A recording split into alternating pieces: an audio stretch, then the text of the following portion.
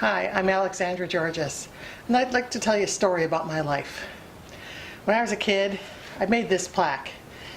It says, "Grandmothers are loving." It has a picture of a little mouse grandma knitting with little mittens around her feet.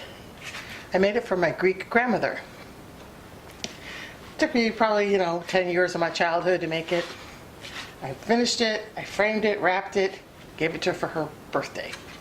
She opened it up, she said, "Oh, thank you, very nice." And I thought, I think Grandma really liked this. I bet I'm not going to just get pajamas for Christmas this year. I bet I'll get something better because I gave her this nice gift. Well, the next time I saw this plaque was outside on a table at her garage sale. So I went to Grandma and I said, "Grandma, you're selling this?" She said, "Yeah, you want it?" I said, "Well, yeah, if you don't." She said, $2. So I paid the lady, got the plaque back that I made for her birthday. And then I guess I'm sort of cheap like her because I re-gifted it. I gave it to my other grandmother, the non-Greek grandma. She thought it was so great. She actually wrote on the back the date I gave it to her, that it was for her 49th anniversary. Little did she know it was the second grandma to get this. And the date they got married and where at and the minister that married them and everything. I mean, that was my grandma. She was very detailed about everything. She recorded the receivement of this plaque, hung it on the wall with pride. Look what my granddaughter got me. And after she passed away, I got it back, so that's why I have it now. But no, I could have been really angry at my Greek grandmother for selling it at a garage sale and had to pay $2 to get it back, like I could have been, "What the heck, Grandma?" But I didn't, because I knew my grandma and I knew what she'd been through.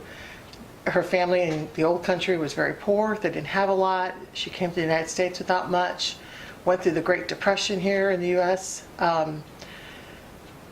Never really had a lot of money. So for her, she was very, very practical. If you could cook with it, clean with it, or wear it, she wasn't quite what to do but sell it and make some money off of it.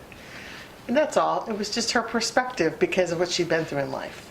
So I just laughed and thought my grandma's kind of cute in a weird and quirky way.